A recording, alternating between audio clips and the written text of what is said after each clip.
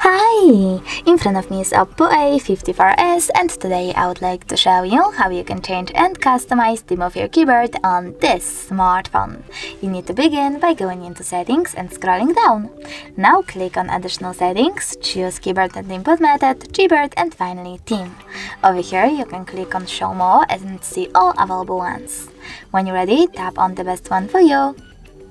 Click on the switcher next to keyboarders to manage them and tap on apply. As you can see now, when I go back, theme of my keyboard has changed. But you can always go into the same settings, but this time click on this plus icon under my themes.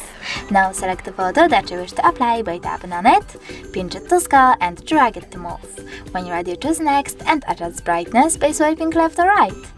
Finally, choose Done, click on the switcher next to keyboarders to manage them and tap on Apply. Now when I go back, as you can see, theme of my keyboard was successfully customized with an image. Thanks so much for watching. If you enjoyed this video, leave a like, comment and definitely subscribe. Bye!